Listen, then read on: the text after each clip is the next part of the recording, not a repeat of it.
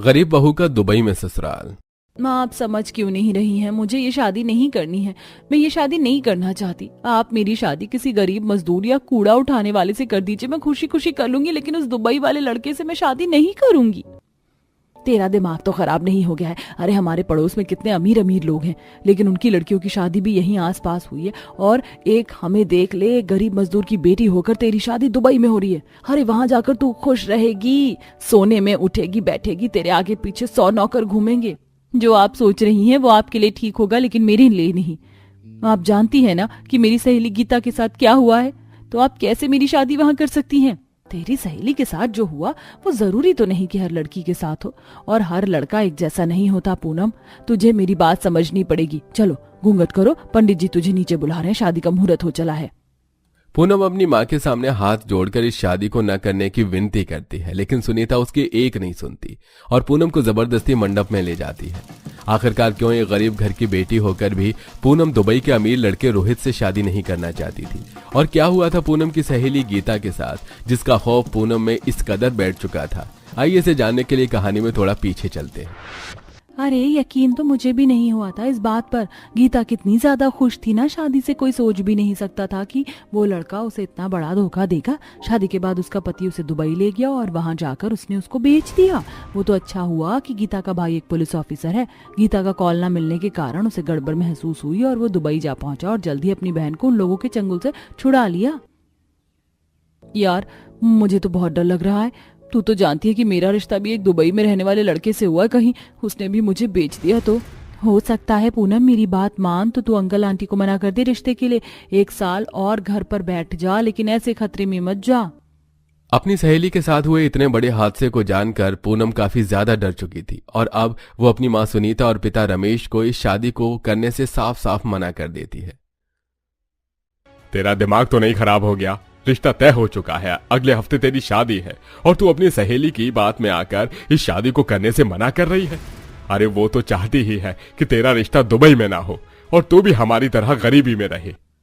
बात चाहे जो भी हो, लेकिन मैं ये शादी नहीं करूंगी। तुझे शादी तो करनी पड़ेगी। अगर तूने ये शादी नहीं की तो मैं अपनी जान दे दूंगा। अपने पिता की जान देने की धमकी सुनकर पूनम काफी ज्यादा डर जाती है और न चाहते हुए भी शादी के लिए हाँ कर देती है। शादी की रात भी पूनम अपनी माँ से शादी न करने की विनती करती है, लेकिन पूनम की माँ एक नहीं सुनती और आखिरकार पूनम की दुबई में रहने वाले रोहित नाम के लड़के से शादी हो जाती है और आखिरकार पूनम अपनी दुबई वाले ससुराल में आ जाती है। हे भगवान, कितनी बड़ी गाड़ी है। 2 लोगों के लिए इतनी बड़ी गाड़ी क्यों है? और ये आगे ड्राइवर के साथ बॉडीगार्ड कौन बैठा है? कहीं इसी के साथ तो मुझे रोहित बेचने नहीं ले जा रहे। हे भगवान, क्या होगा मेरे साथ? अरे क्या हुआ पूनम? काफी देर से देख रहा हूँ, परेशान लग रही हो। सब ठीक तो है ना? हाँ सब ठीक है, बस मुझे माँ बाबा की याद आ रही थी। थोड़ी देर में वो बड़ी सी गाड़ी एक बहुत बड़े बंगले के पास आकर रुकती है। पूनम जैसे ही गाड़ी से उतरकर उस बड़े से बंगले को देखती है। हे भगवान, इतना बड़ा बंगला!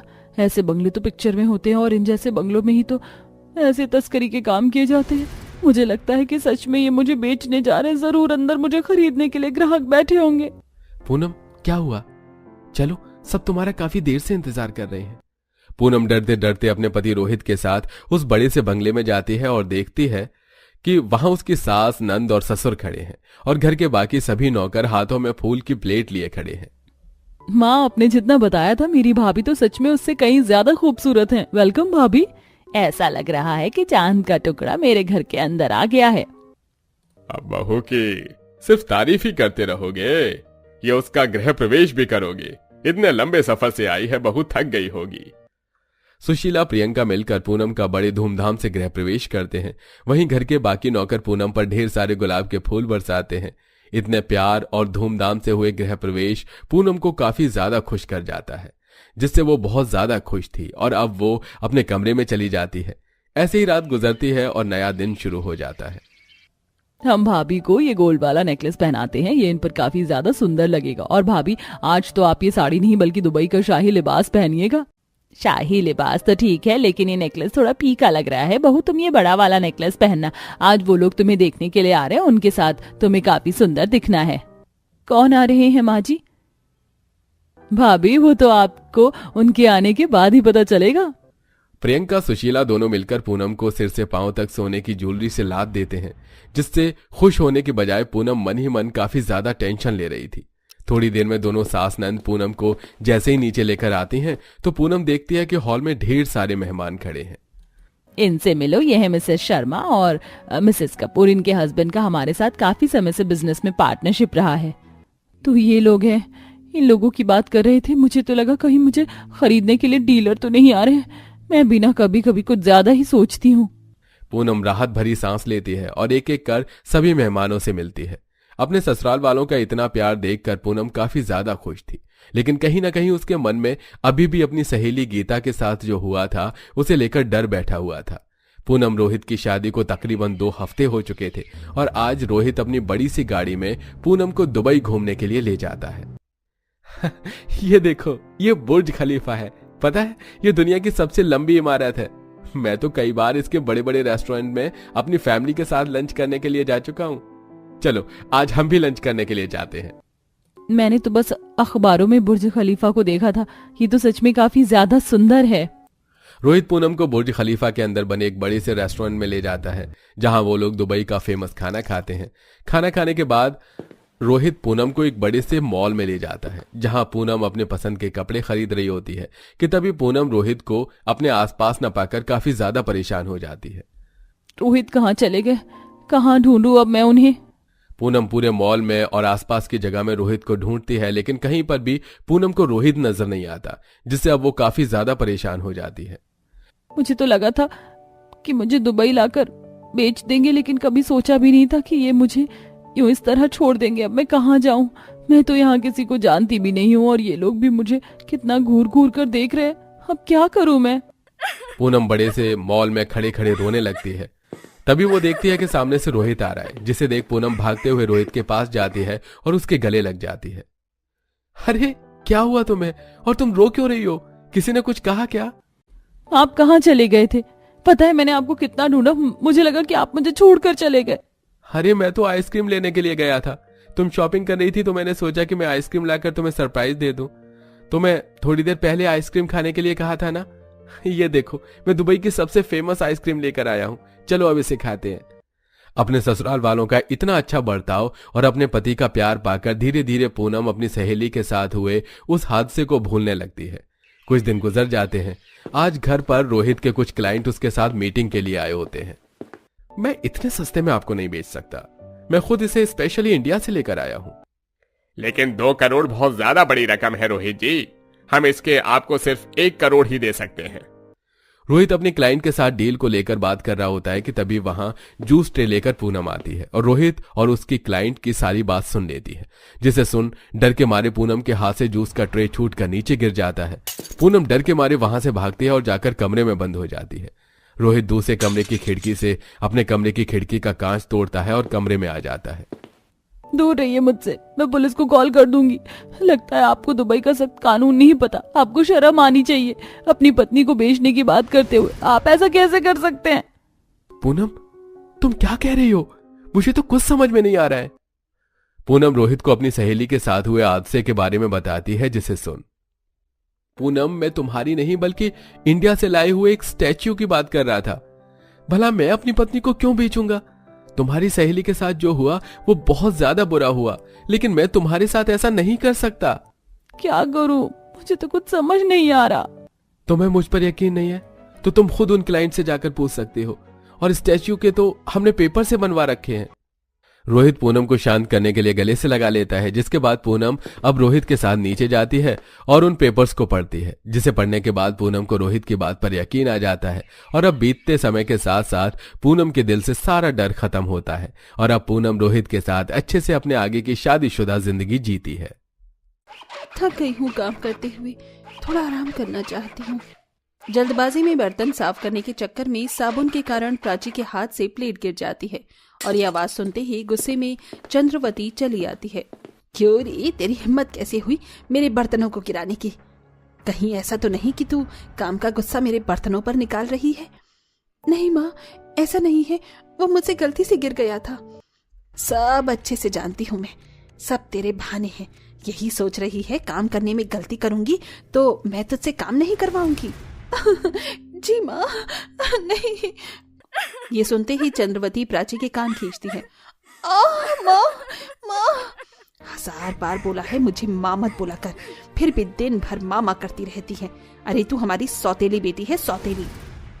माँ, आप मुझे इस घर में लेकर आई थी। मैंने तो अपने आसपास आप दोनों को ही अपना माता पिता पाया है।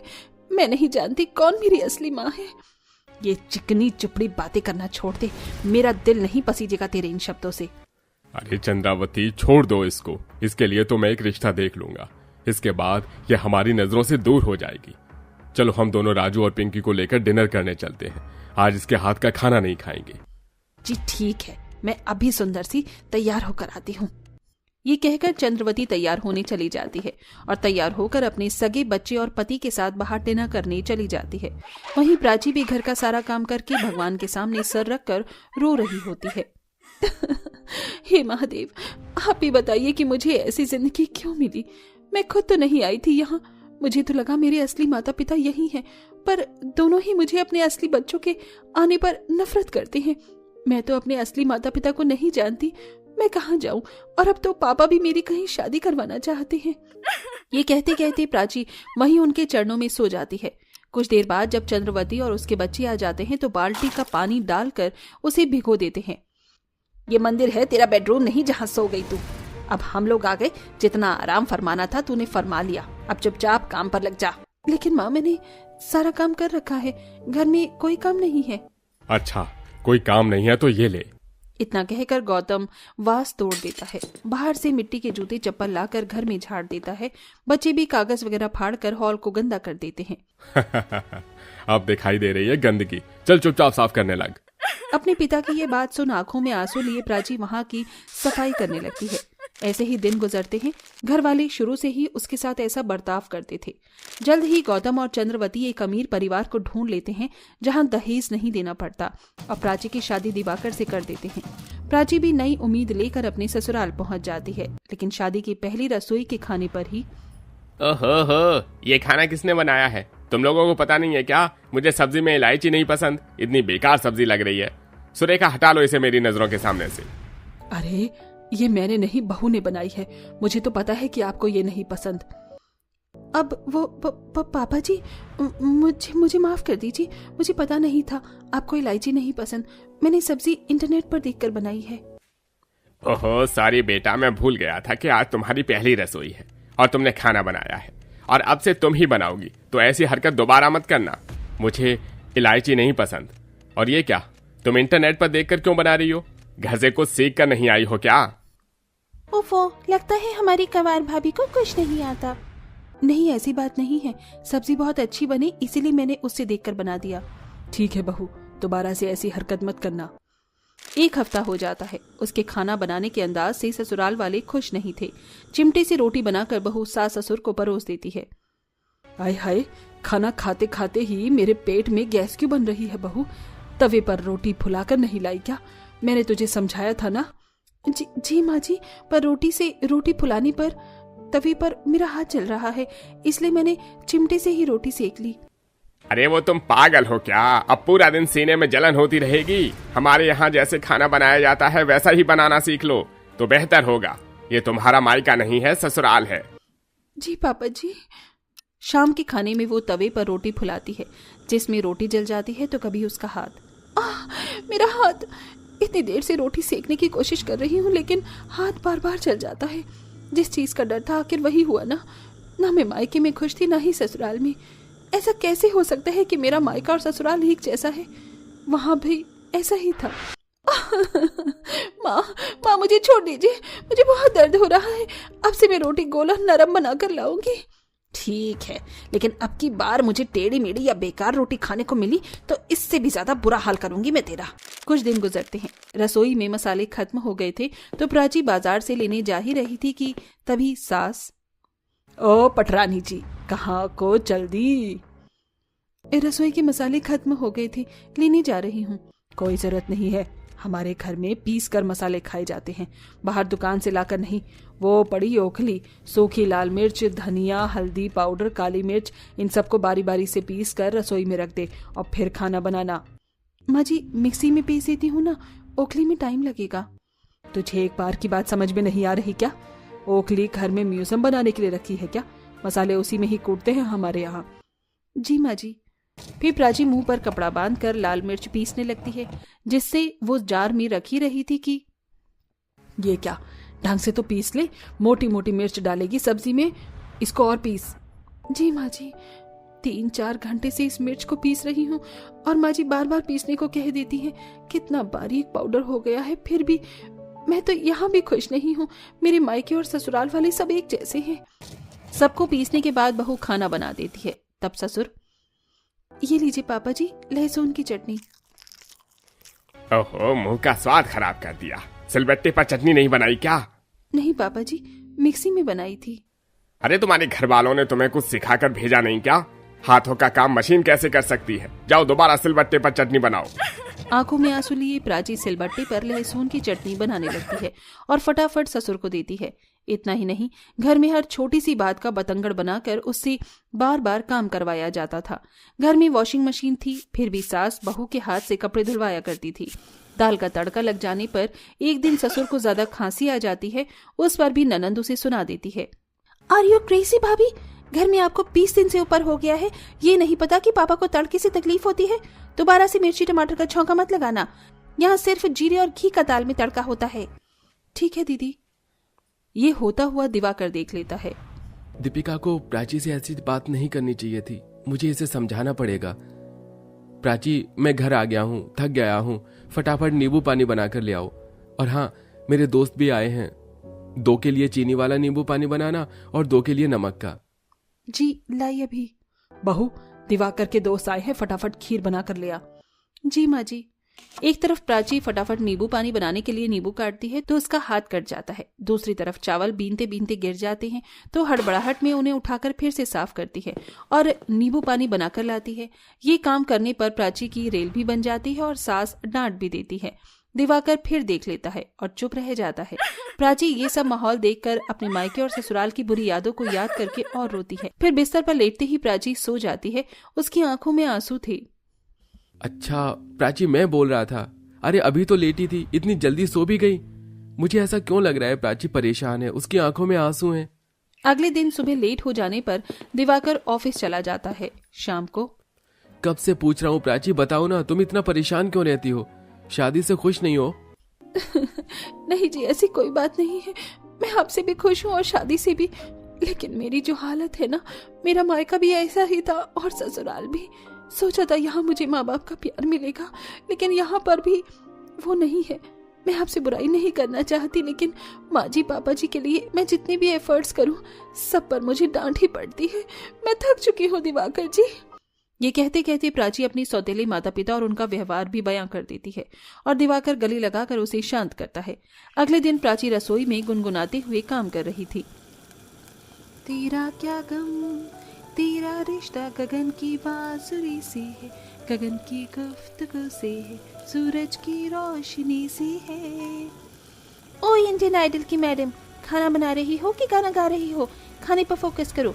वैसे भी आपसे अच्छा मैं गाती हूँ। मैं बेखबर, तुझको यकीन, जस्ट चिल्लाओ चिल्लाओ, जस्ट चिल्लाओ। अरे दीदी, ऐसे नहीं गाते, आप गलत गाना गा रही हैं। जस्ट चिल्लाओ नहीं, just chill chill just chill, ये होता है। लगता है आपको भी मेरी तरह गाने का शौक है। मेरी वीडियो देखिए, इस पर बहुत व्यूज आए हैं। आप बोलो तो हम साथ में गाना गाकर वीडियो भी पोस्ट कर सकते हैं। आपकी इतनी हिम्मत, आपने मुझे टोका, और ये क्या, रील भी बनाती हो आप? रुको, मैं अभी माँ को बताती हूँ। दीपिका अपनी माँ से चुगली करके प्राची की सारी वीडियो डिलीट करवा देती है और उसे खरी खोटी सुनवाती है कि दिवाकर आ जाता है। बस माँ, बहुत हो गया, अब मैं प्राची के साथ कोई नाइंसाफी नहीं सहूंगा। मेरे सामने आप ठीक होते हो और मेरे ऑफिस जाते ही प्राची को सुनाने लगते हो। उसका मायका ऐसा था पर ससुराल भी ऐसा होगा पता नहीं था। अगर आप उसको नहीं अपना सकती तो मैं उसे यहाँ से ले जाता हूँ। हाँ, तो वो बहू है और उसे अपनी मर्यादा में रहना ही होगा। इसका ये ढोंग इस घर में नहीं चलेगा। ठीक है, तो मैं उसको यहाँ से ले जा रहा हूँ। वैसे भी मेरे काम की पोस्टिंग अहमदाबाद में हो रही है। प्राची के मायके और ससुराल में माता पिता का प्यार पाने का सपना अधूरा रह जाता है। वहीं अहमदाबाद में पति के साथ रहकर वो अपनी छोटी सी दुनिया में खुशी खुशी रहने लगती है।